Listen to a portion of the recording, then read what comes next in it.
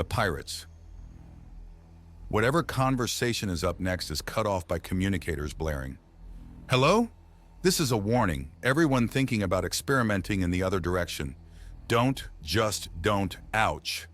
It's Franklin on an emergency audio only all call. This is for emergencies only, Franklin. Jake chides him. I just nearly had my face chewed off and I'm trying to stop others from potentially doing the same thing. Franklin replies in a tone so dry the Sahara is taking notes. The hell? Until we learn to push away or drive off the predators in the other direction, just looking into it will result in them attacking. Now, if you'll excuse me, I'm going for a healing coma and won't be available for a bit. Ouch. Really quick, remind me what the other direction is. I can hear the capitals when you say it. The direction souls go, no official name, but the route to the afterlife. So maybe the spirit realm? I don't know. It has a powerful, very powerful not axiom that can be used. But hostile native life forms. They're the reason resurrection is almost impossible. They need to be driven off first. And I just learned why. Now is that all? Franklin asks and there's a silence. Right. Stop treading on the toes of God and get to bed. God, Lord. Working on it, Franklin says. Working on which? Both. Wait as in... Miles begins into the call and Franklin is already hanging up. All right, so that's a bearing down and I can't believe I have to say this, but no trying to bring back the dead until we have the all clear. I'm sorry, but that adept tried to toy with death itself? Moira asked. Seems so. I'm not surprised. That whole debate I mentioned? That was part of it, Jake says. He was talking about this ahead of time? Miles asks. He was talking shop with the nerds and dragged me in. I walked away with a near migraine and have been questioning my sanity since. I figured it was standard affairs, Jake replies. Excuse me? A new voice says into the still active all call. This is the emergency line, miss. Smith, or if we're going by your own conventions, the Smith. Now why is my husband in a regenerative coma with his left cheek and half his nose missing? I shouldn't be able to see his teeth with his mouth closed. She says, and Jake and Moira share a look at the revelation that Franklin hadn't just been attacked, but straight up had chunks torn off him. The man poked his nose, literally, into something he shouldn't have and apparently has an unspoken gift for understatement and pain tolerance, Miles states in a slightly stunned tone. Let's be fair, after the applications and reapplications of the defensive brands, we all have a goofy high pain tolerance. Victor notes, oh yes, it'll be years and years until these kids I'm with are ready for anything like that, Marcus says. You're with the cadets? Say-I asks. Of course it's training time. Also, watch your language going forward, please. I can and will throw you under the bus if you teach my cadets foul language. Good now. How is my son doing? Beck asked. I'm closing this call now. The emergency has clearly passed, and if you want to talk to each other, you can use communicators like civilized people, Miles says before the line goes dead. You people can bring back the dead? Moira asks, and Jake shakes his head. Not that easy. As you just heard, there's something stopping it. Predators of some kind, and they clearly are out for blood. But it's been done? She presses.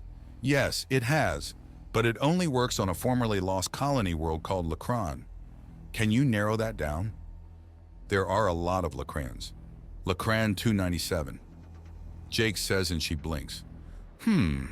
Another 12 Lacrons were founded then. No, there have been about 10 more after that one, so there's currently some galactic debate due to it being a failed colony that has been revived. Does it get its old number or get a new one? Jake explains, and Moira blinks before having to readjust her grip on Lushu. Of course, an entire planet of people are brought back, and all some fools can think about are the pedantic and pointless details. Hopefully it's more a case of they have entire fleets of relief on the way. So here's how I can help, and not just an obsession with order. Although there's going to be plenty of that, there always is. Jake remarks before slowly reaching out and giving Liu Shu a boop on the nose that she responds to by trying to bite him. Unfortunately for her snacking aspirations, Jake has fast hands and good reflexes. He wiggles his fingers at the snappy little girl that Moira actually is giggling at as she settles down the rambunctious little thing. My sisters did that too when they were small, Moira notes. So, Lacron 297 has all sorts of silliness in it, more than most. If there's any place that has concentrated undaunted bullshit, it's there. Boo! One of Lu Shu's heads chirps out. Sheet! Another continues and Jake slaps himself in the forehead and drags the hand down his face. Of course, he mutters and Moira fights back the laughter. Boo, Sheet! Liu Shu chirps out again, apparently picking up on her mother's laughter and deciding that meant it was a good thing to say.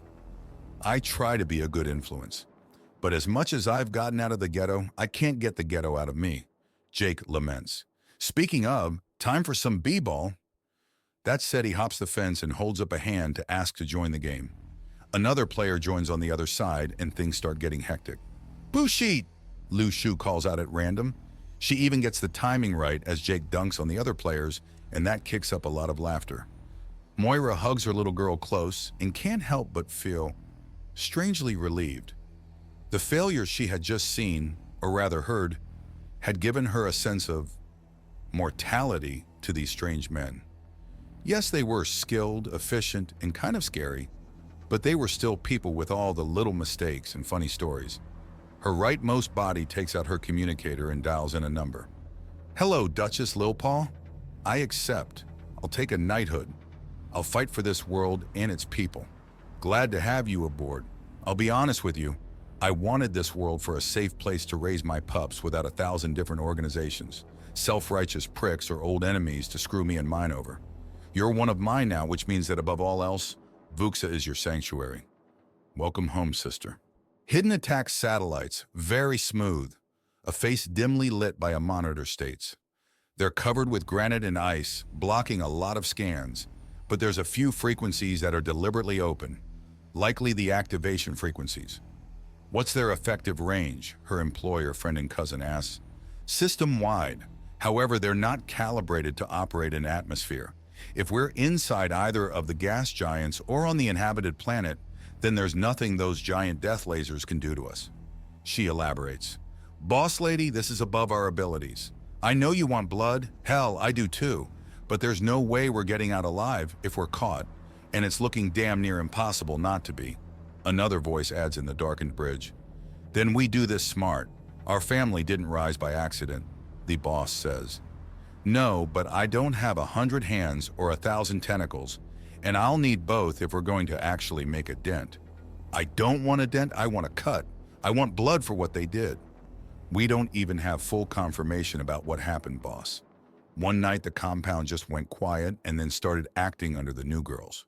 For all we know, the console girl states, they killed family and moved into the house. That's information enough, the boss growls. They've got military connections, boss. I've heard stories about these Undaunted. They're full-on crazies and have been seen taking on Crimson Hewers in their underwear and winning. That's a level of weird we can't deal with. We only got 12 girls, the pilot states. Enough! We have the element of surprise on our side, and we have all the time we need to look for a weakness. That's more than enough to bleed anyone, and that's all we're doing. I'm not stupid. We can't take back what's rightfully ours, but we can make them pay, at least in part, for it all, the boss explains. Now, take us in slow and quiet pilot. I want the first scans to mistake us for debris. And when the second ones catch us, the pilot asks. We tell them we're low on supplies and are willing to work off the debt. The Undaunted are crazy, but they're soft-hearted. They love their charity cases. That'll buy us months, the boss says. Yes, boss, the console girl says. Byron notes to himself as he taps away at his console. Well, if that's not suspicious, I'm not sure what is. He double-checks and nods. Someone thinks they're sneaky. He then calls up his immediate supervisor. Hey, I've caught someone halfway through deactivating their transponder and scanning the attack satellites. They're now moving to Vuxa, cold and quiet. We have sneaks. I see. What was the ship registered as before it shut off its transponder? Just a serial number, LC number 3721-546. A Lorne cruiser, manufacturer 3721, the 546th of the manufacturing line. Fast little ship, but clearly not given much of a care about. Who was it sold to?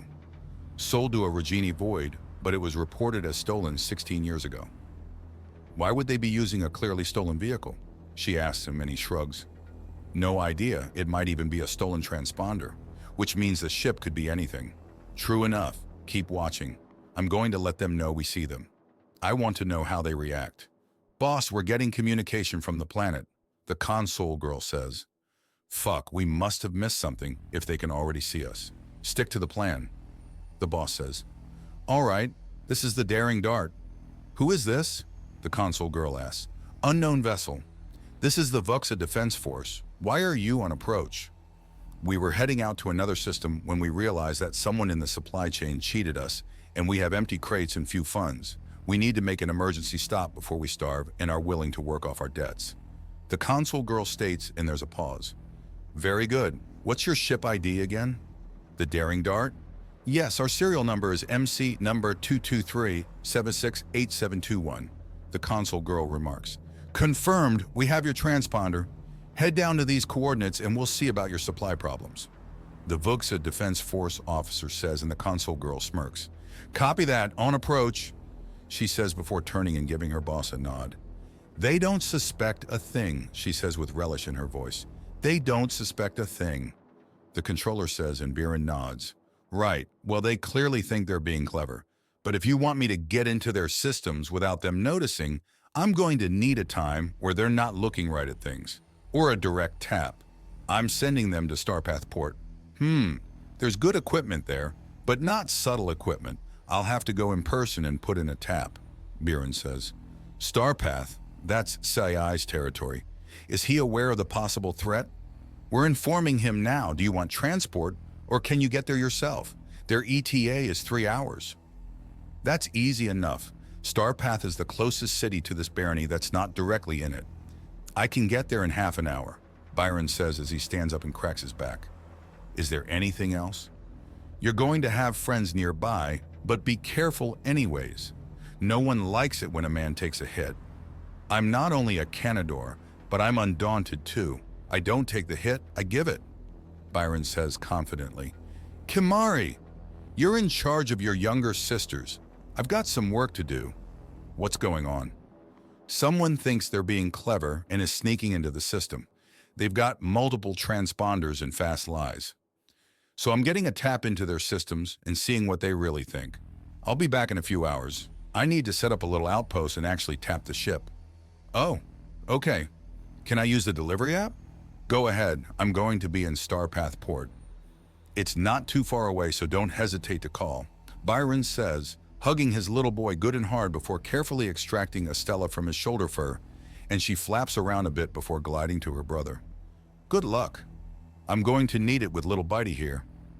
Be nice to Estella now. She doesn't know any better. I know, it's just, she's got sharp teeth. She's nearly past the stage. It's only a bit longer. Byron says, I know that too.